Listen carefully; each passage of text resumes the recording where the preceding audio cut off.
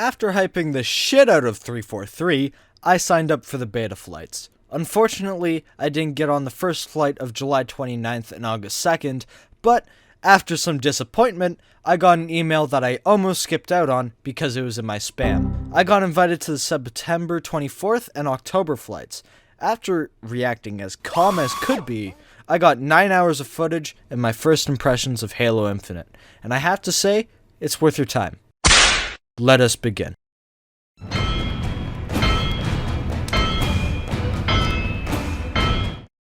Armour Customization is something I was really stoked about in the announcements for Halo Infinite. I think it held up very nicely during the beta, and the Battle Pass gave a lot of armor, visor, and color options that were really cool to play around with. Even though there wasn't much to play around with, at least they gave the option to explore, and they did well with it. Unlike what I said in August, there are some different customization options instead, like helmets, visors, colors, chests, arms, legs, equipment leg piece, and a wrist gauntlet thing. But even though there were minor changes from my expectations, I still like what's given. 343 has made a robust customization system, and I really think with a couple of seasons under the belt of Halo Infinite, there will be the only player customization system that can allow for everyone to be unique, and express themselves differently through their Spartan. Great job. Oh, and did you know, while I was taking my long-ass time editing the video, 343 straight up pulled a fast one and said some stuff about what would be in the first Battle Pass.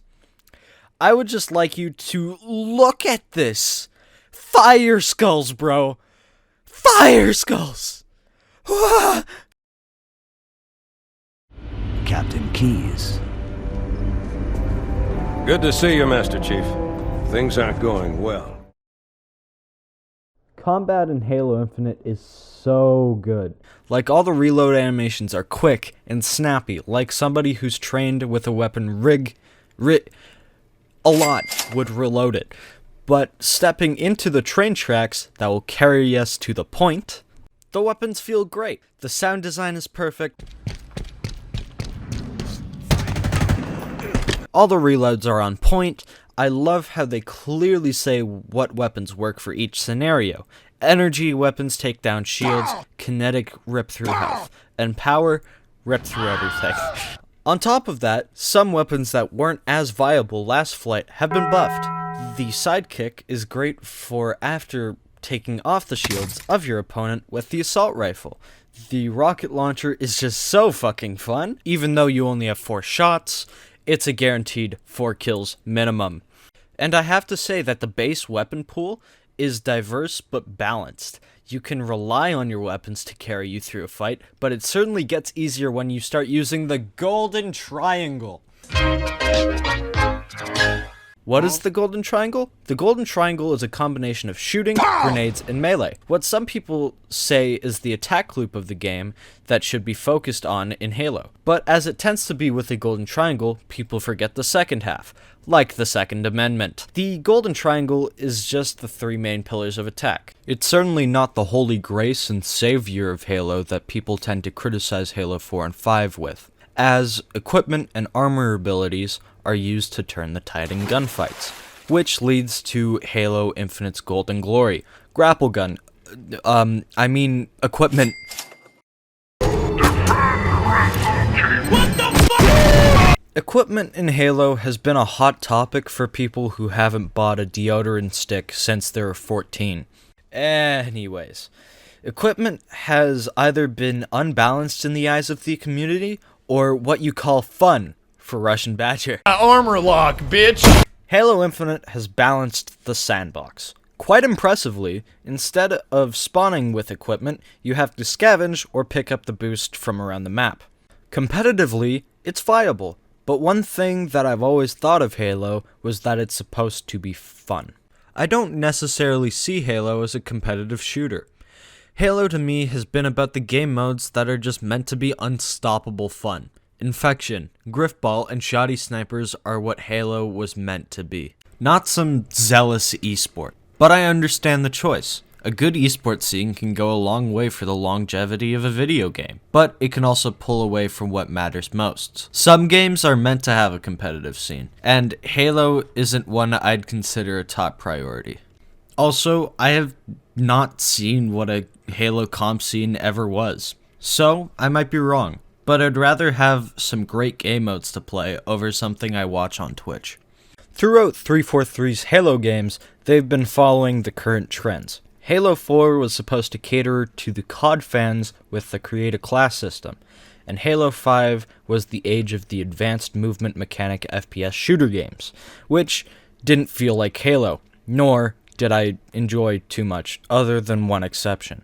But going back to what I was saying, the equipment and abilities are balanced in Halo Infinite. All equipment takes a little time to deploy and has a cooldown, but they are still power-ups and do what they're supposed to do.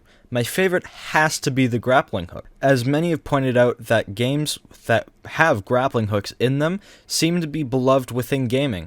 Titanfall 2, Doom Eternal, I'm sensing a pattern here. It's so fun to just be able to reposition instantly, not even including having a rocket launcher or having a gravity hammer with you and Spider-Manning across the map.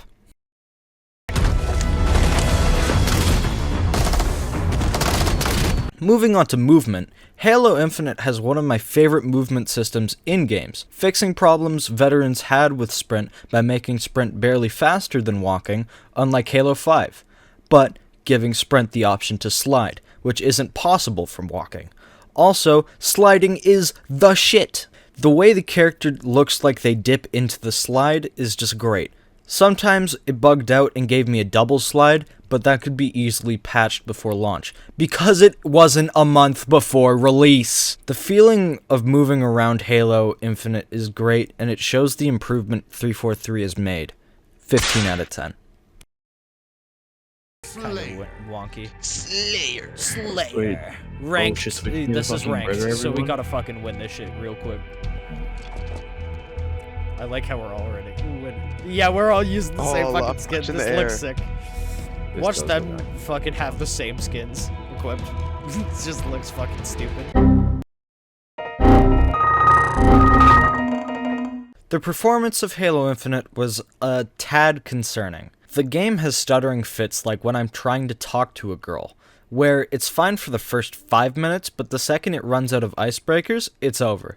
This is mostly because of how fucking good the graphics are. I ran Halo on low the entire time, and it was still one of the best looking games I've ever played. But the stuttering comes to a climax when you're trying to re-keybind.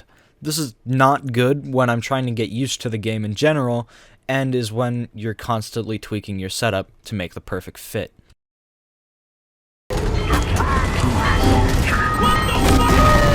Good to see you, Master Chief. Things aren't going well.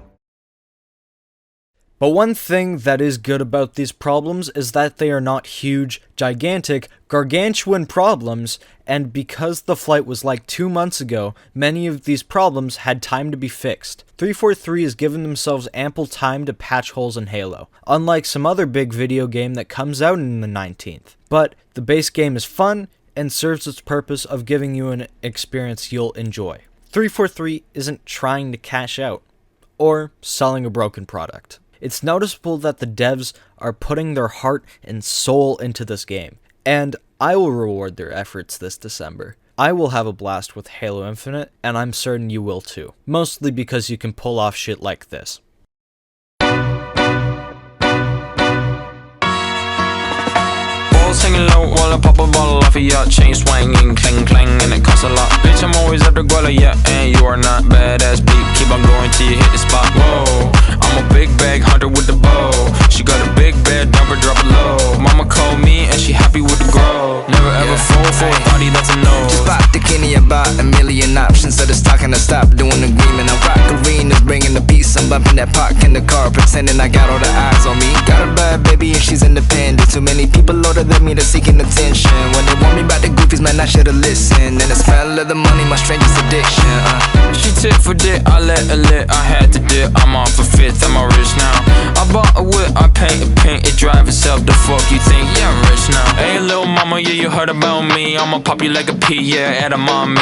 Yeah, feel so hot like I'm chilling on the beach. Yeah, baby in the sun like the Teletubbies. Balls hanging low while I pop a bottle off of your chain swinging, clang clang, and it costs a lot. Bitch, I'm always after Guala, yeah, and you are not badass beat. Keep on going till you hit the spot. Whoa, I'm a big bag hunter with the bow.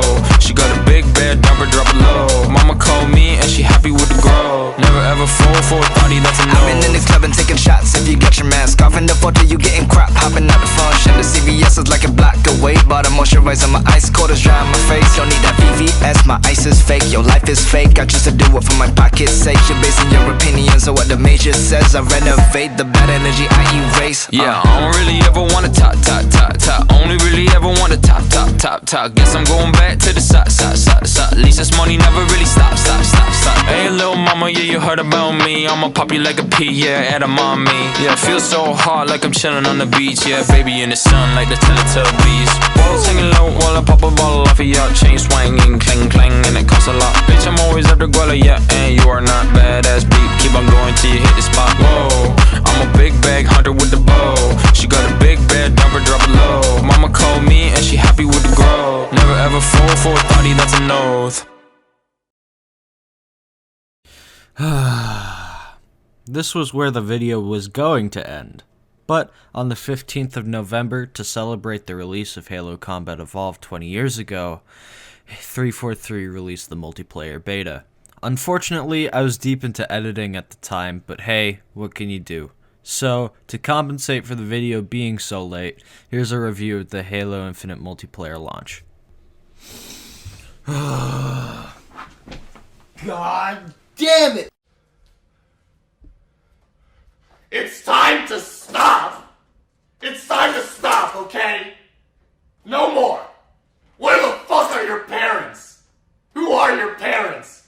I'm gonna call Child Protective Services. It's time to stop!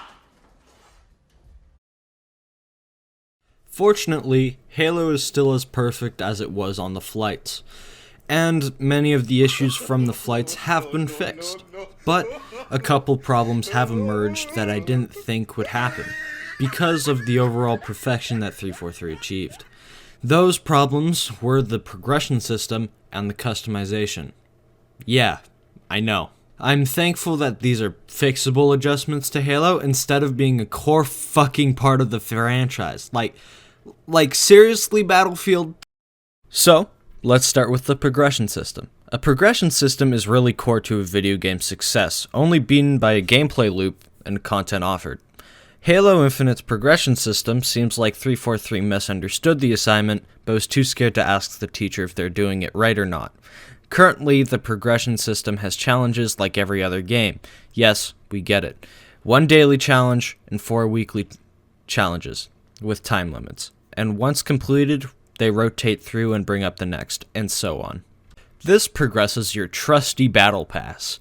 Halo does not have a level system, and only its Battle Pass shows how far you've actually gotten into or experience in-game. The Battle Pass needs 1000 XP to level up once. Just playing a match, you will now get 50. Now, you might or might not be asking, Brian, wouldn't you get XP from the performance you had during a match? Fucking nada!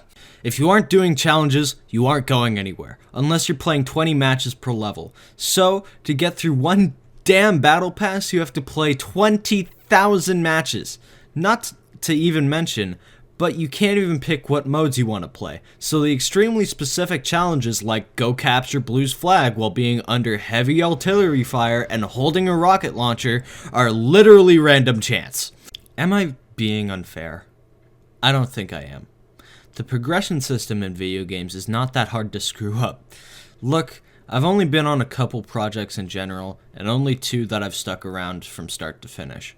But making a progression system that makes a game at least enjoyable to work through was one of the easier steps in the long haul that is making a game. As industry professionals, I think you can make something better than what you gave by far. But that is only one of my complaints. The other is with Armour Customization. Fuck off? We've already done that. The armor customization is just what I expected, but also somehow tends to disappoint me. No, I'm not upset with the lack of variety like other Spartans have in the community. You need to shut the fuck up! This game has not even been out for a month yet, and you're asking for more content? Bad, Spartan. Bad. Anyways, let's start with armor cores. Armor cores is a feature where each different armor type, which is now called a core, is separated and has different customization options limited to that core or armor. For example, the first season of Halo Infinite is based on Reach. For the Reach Battle Pass, they give you a Mark V armor core at Tier 1. The Mark V has its own customization, and the Mark VII armor given by default when you boot up the game cannot be interchanged. As a game designer, I understand. Making a second model for each armor core would kill me. Not even mentioning that you'd have to keep up with the new armor cores coming out every season. But as a consumer, it's aggravating. I'd really love to go and make my Spartan unique, making it my Spartan, not a cutout model with a different set of paint. In my personal opinion, I would scrap armor cores and just make a base model that every piece can fit onto, removing the need for cores and letting the customization shine. But it has been said in an article that I forgot the name of that they split these because some pieces were looking a bit weird with other models, which is fine, and I can hold my judgment until they figure out a solution. But I'm pleased to hear that they're trying to make a fix already. Not even mentioning the armor kiss. Like, come on, 343. You built this wonderful but somewhat flawed customization system just to wag your finger and say no to the team skins? You are literally slapping the designers that probably took eternity to make everything look so good for us just to take it all away? Limiting character customization is not helpful. Like, you can't even change the kill effect. What is this? So, fortunately for my sake and yours, we've reached the end of my sanity. My bad. The end of the video. Halo Infinite is a great game, and hopefully my input is somewhat taken into consideration. Implores. I implores you to go back and tell them to send someone just a little bit more impressive next time. I haven't slept for more than 4 hours in 2 weeks. Thank you for watching. Have a great night. I'm proud of you.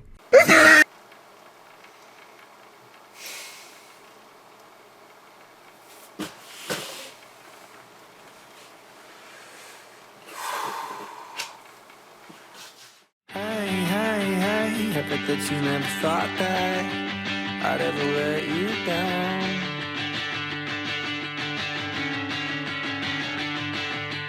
Wait, I guess that I always thought that you'd always be around.